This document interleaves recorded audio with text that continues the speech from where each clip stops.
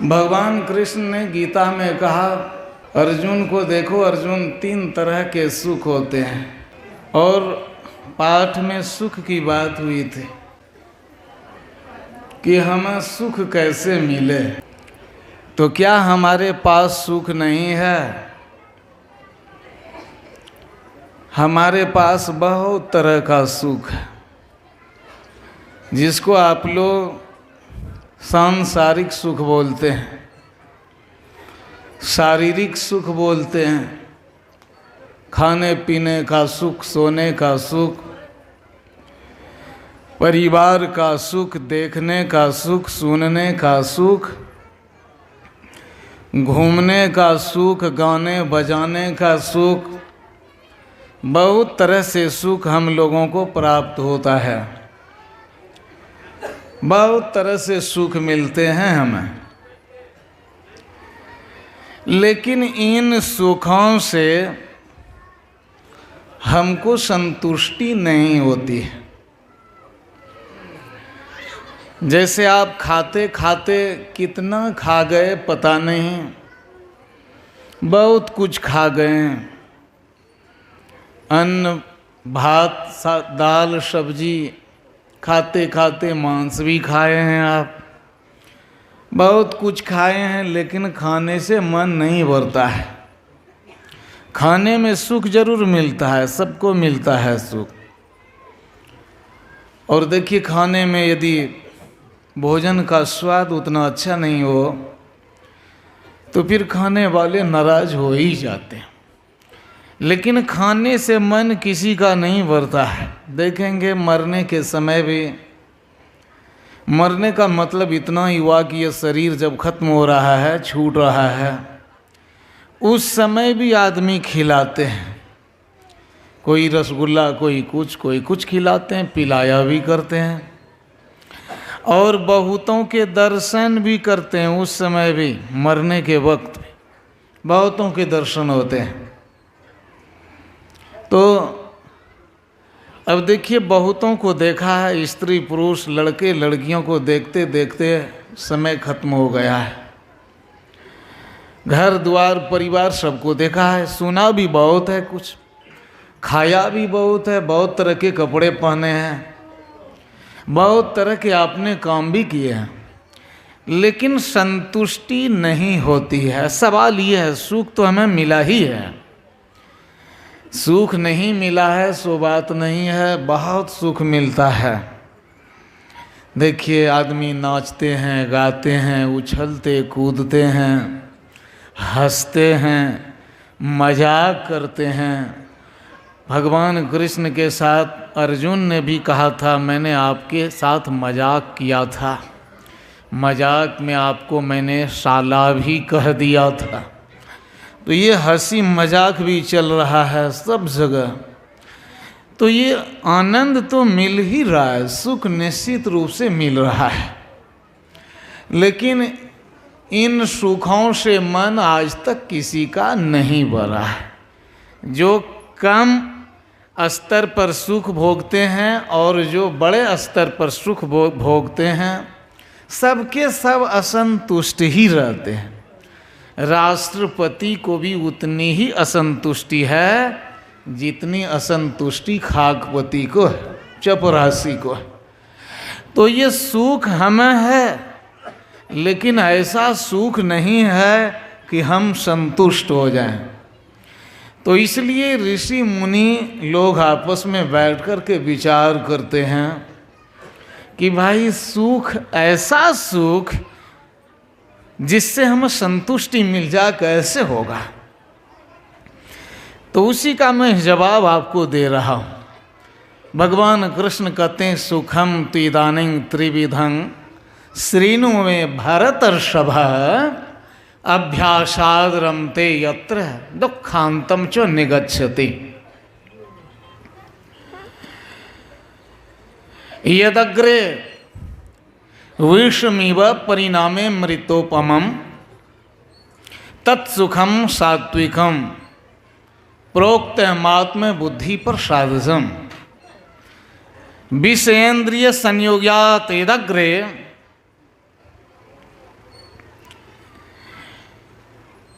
विषमिव कह रहे हैं कि देखो अर्जुन, ये 3 तरह के सुख होते हैं।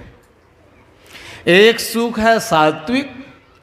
सात्विक सुख का मतलब क्या होता है? सत सबसे बना है सात्विक, मतलब टीकने वाला सुख, असली सुख जो खत्म नहीं होगा, वह सुख क्या है?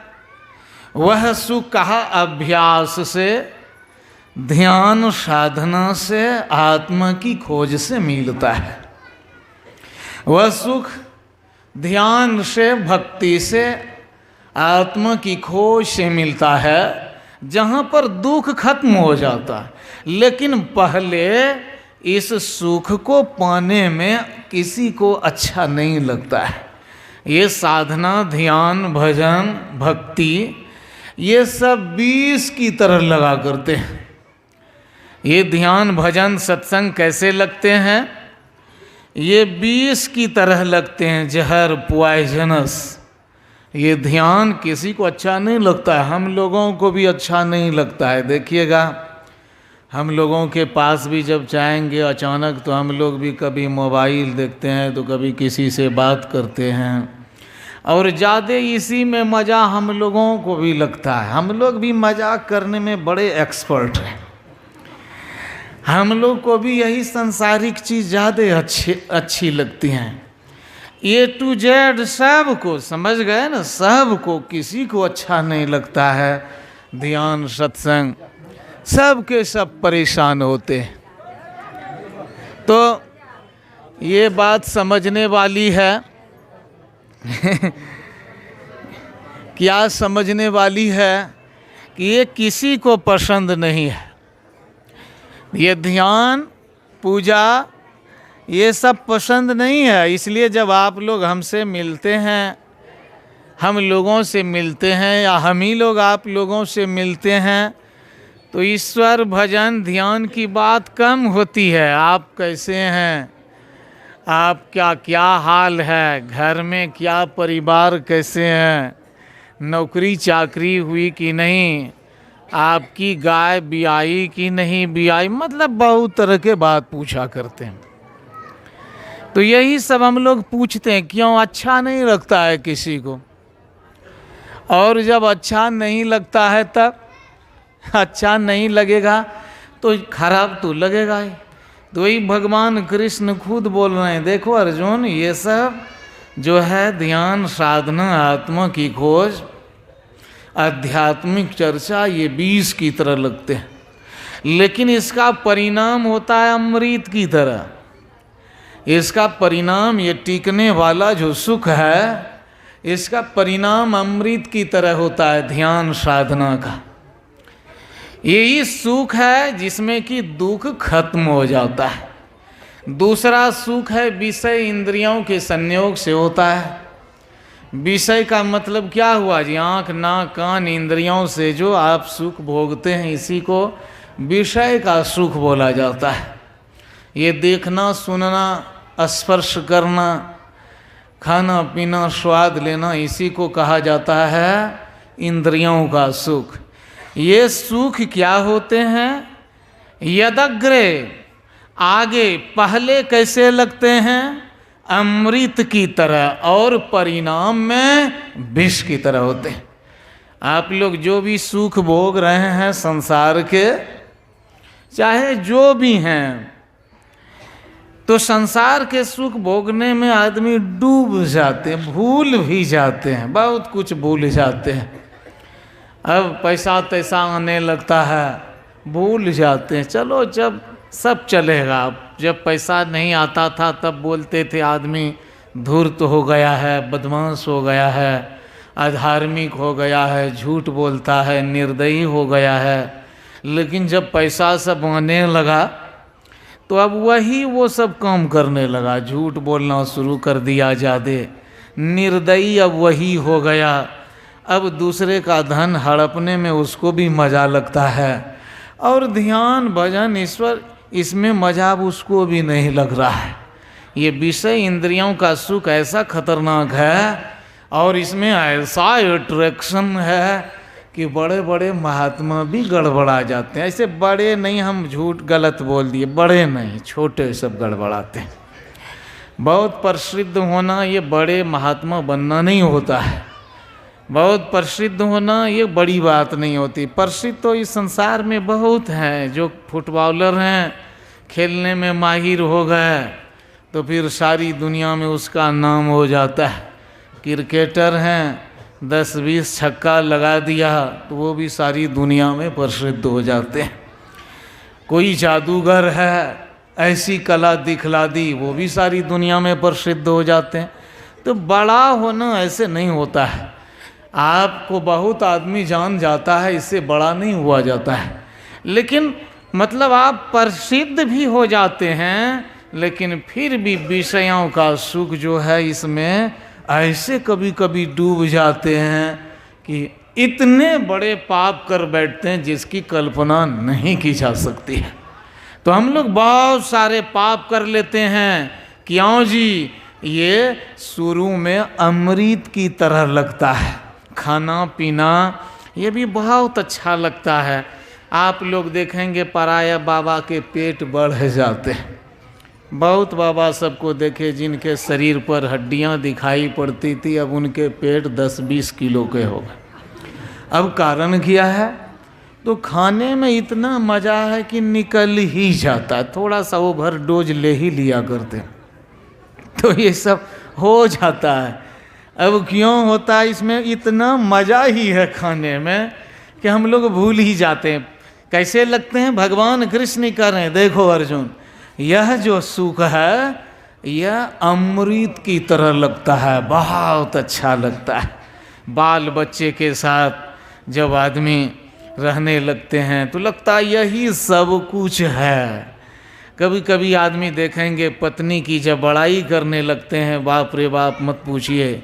एक महात्मा थे, प्रवचन में वो अपनी पत्नी की बड़ाई 10-20 मिनट करते ही करते थे। नाम नहीं बोल रहे हैं, चले गए शरीर छोड़कर। आप लोग सुने भी होंगे, तुझे सूरज कहूँ या चंदा, सुने हैं ना जी? अपने बाल बच्चे के बारे में क्या क्या कहते हैं। मतलब इतना मज़ा आ रहा है इन सब में, सीमा पार कर रहे हैं, समझ गए ना? और बड़े बड़े जो कवि हुए हैं इस दुनिया में, बड़े बड़े अंग्रेजी के कवि, हिंदी भाषा के कवि, और यहाँ तक कि संस्कृत भाषा के भी कवि, ये कालिदास जिनको कहते हैं, इनके भी यदि आप ग्रंथ पढ़ेंगे तो लगेगा बाप रे बाप किन किन चीज़ों की बड़ाई करते। ये सब भी जब नवयुवती अपनी पत्नियों की बड़ाई करते हैं तो ऐसी बड़ाई करते हैं कि लगता है वही सब कुछ हो गया, अब कुछ ज़्यादा नहीं, बस फुल स्टॉप हो जाओ, वही सब कुछ। तो ये इतना मज़ेदार है, इतना रसदार है, झालदार, कि लगभग सबके सब कभी न कभी उसमें उलझ ही जाते हैं। बहुत मज़ेदार, क्योंकि कैसा लगता है? वो लगता है अमृत की तरह, लेकिन परिणाम इसका विष की तरह होता है साहब, समझ गए? इसका परिणाम विष की तरह होता है। और क्या?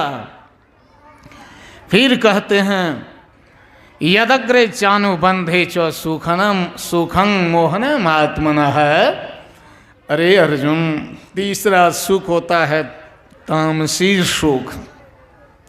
ये सुख निद्रालस्य, निद्रा और आलस्य, निद्रा आलस्य से ये पैदा होता है। मतलब सोने में, बेहोश रहने में, जैसे मन तैसे जीने में हम भी बड़ा आनंद लेते हैं। जैसे मन तैसे बेहोश होकर के जिए, सोकर के गुजार रहे हैं, बेहोशी में जीवन काट रहे हैं, ये सुख इसको कहा गया तामस। तमस शब्द से बनता है तामस, मतलब अंधकार वाला सुख। मतलब ऐसा सुख जिसमें पड़ गए तो आप अंधकार में चले जाएंगे, आप प्रकाश में नहीं। अंधकार का मतलब अज्ञान, चिंता, भय, तकलीफ, समस्याएं, जितने भी नेगेटिव एलिमेंट्स हैं, नकारात्मक तत्व, वे समझिए डार्कनेस है, अंधकार है। तो वही सब ये जो तामसी सुख है, इस तामसी सुख में भी क्या होता है, न आगे और न पीछे कहीं भी अच्छा परिणाम नहीं होता है। लेकिन इन्हीं सब में हम लोग ज़्यादा आनंद लिया करते हैं, समझ गए। यही राजसी और तामसी सुख में, तो इनमें जो आनंद लेता है उन्हीं के लिए कहा गया कि तलहथी पर घोड़े का बाल जम जाए, समझ गए। तलहथी पर घोड़े का बाल जम जाए, नाक से कोई सुनने लगे, कान से कोई बोलने लगे और पैर से कोई लिखने लग जाए, आदि आदि काम, ये सारे उल्टे काम कर ले दुनिया में। लेकिन एक बात है कि जब तक ये सात्विक सुख जो आत्म खोज में मिलता है ऐसा नहीं करता है, उसका जीवन कभी सफल नहीं होगा। सारी अनहोनियाँ कर दे। अनहोनियाँ करने का मतलब क्या हुआ है जी? अनहोनियाँ बहुत तरह की अनहोनियाँ हैं। मुंगेर में मेरी बहन है, उसी के घर के बगल में एक आदमी थे, उन्होंने 50 शादियाँ की। ये भी एक अनहोनी है कि नहीं? मधेपुरा में एक मर्द के पेट से बच्चा निकला था। ये 20 साल पहले की बात है, मैं वहीं था मधेपुरा में। ये भी एक अनहोनी है। 5 अंगुलियां होती हैं आपके, कभी कभी 6 अंगुलियां भी आपके हाथ में हो जाया करती। कभी कभी आदमी के पेट से सांप पैदा होता है, बानर पैदा हो, ये भी अनहोनियां है। बहुत सारी अनहोनियां हैं, अनहोनियों की सीमा नहीं। मतलब आप एक से एक गजब गजब के काम कर दें, ये मान लिया, लेकिन जब तक आप राम की भक्ति नहीं करते हैं तब तक आपके जीवन में संतोष पूर्वक और अनंत सुख नहीं होगा। समझ गए साहब? फिर समझ लीजिए थोड़ा सा, अब ज़्यादा नहीं, थोड़ा सा, यही कि आप कोई भी हैं, बड़े हैं छोटे हैं, ऊंचे पद पर हैं नीचे पद पर, काले घोरे, पढ़े लिखे अनपढ़, सब धान 22 पसेरी के बराबर है। यदि आपने ये ध्यान नहीं किया, आत्मा की खोज नहीं की, तो आपको जितना ये सुख मिला है ये सारा सुख दुख में बदलते देर नहीं लगेगी। समझते हैं ना? इसलिए आप लोग जो भी हैं ध्यान रखिए। क्या ध्यान रखिए? कि आप भूलिए मत, ये विषय सुख, संसार का सुख, ये आपके जीवन का सबसे बड़ा काम नहीं है। इसका भोग जरूर कीजिए, लेकिन इसमें डूबना नहीं चाहिए। एकदम खाइए पीजिए रहिए, सब कुछ जो है कर दीजिए, करते जाइए, लेकिन इसी को सब कुछ नहीं मानना चाहिए। नहीं तो भगवान राम क्यों बोलते भाई यही तन कर फल विषय ना भाई।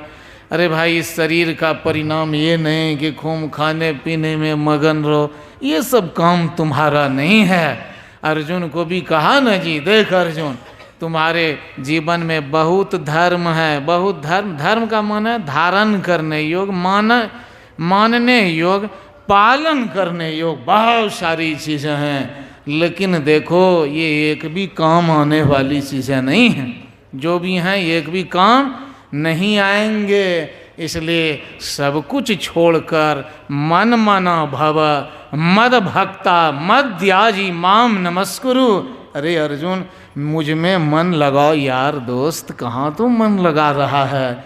मेरा फ्रेंड बन जाओ, मेरा साथी बन जाओ, मेरा भक्त बनो और मुझको प्रणाम करो और मुझसे और टूट रिश्ता जोड़ लो, तुम्हारा जीवन सफल हो जाएगा। तो आप लोगों को क्या करना है? यही काम करना है, समझ गए? तो ये काम आप लोग करेंगे तो फिर आपको चिंता नहीं करनी पड़ेगी, समझ रहे हैं ना? और जो ये काम नहीं करेंगे, चिंताएं आती रहेंगी, समस्याएं आती रहेंगी और आप एक दिन पागल हो जाएंगे, बहुत तकलीफ़ें होंगी जी। और जो इनसे थोड़ा थोड़ा अलग होते जाता है और ध्यान सत्संग करते रहता है, उनका जीवन धन्य हो जाता। रैदास, सबरी, मीराबाई, कबीर, नानक आदि आदि हुए महर्षि में ही परमहंस जी महाराज, और भी बहुत हैं। ये जो भी हुए क्या किया, इसी संसार में रहे, कहीं गया नहीं, लेकिन क्या किया, अपनी आत्मा की खोज की। आत्मा मतलब राम होता है, ध्यान से सुन लीजिए। आत्मा का मन राम, आत्मा का मन कृष्ण, आत्मा का मन शिव, आत्मा का मन ब्रह्म, आत्मा का मतलब गणेश, आत्मा का मतलब सरस्वती, और आत्मा का मतलब ये सारा यूनिवर्स, टोटल विश्व होता है। समझ गए ना? इसलिए आप ये जो सोचते हैं व्रत उपवास आदि आदि नहीं किए तो ये सब पागलपन हो गया, अरे यार मेरे, ये समझने की तुम्हारी भूल है। समझ गया? तुम ही वो गणेश है, तुम ही शंकर। अब किसका उपवास करोगे, किसके लिए उपवास करोगे, किसके लिए व्रत करोगे, किसके लिए तीर्थ यात्रा करेगा? जरा अपना इंट्रोडक्शन परिचय लेना चाहिए। समझ गए? तो ये आपका परिचय है। आत्मा का मतलब आप, राम कृष्ण शिव सब कुछ। इसलिए मैंने कल समझाया भी था, शिव का मतलब क्या होता है, आत्मा का मतलब, और राम का मतलब कोई आदमी नहीं, आप ही आप होते हैं। राम कृष्ण आत्मा परमात्मा जगदीश स्त्री पुरुष सब कुछ आपका मतलब है। इस रहस्य को जानिए, ये सार भक्ति है, आपका जीवन सफल होगा। तो यही मैंने आप लोगों की सेवा में कहा।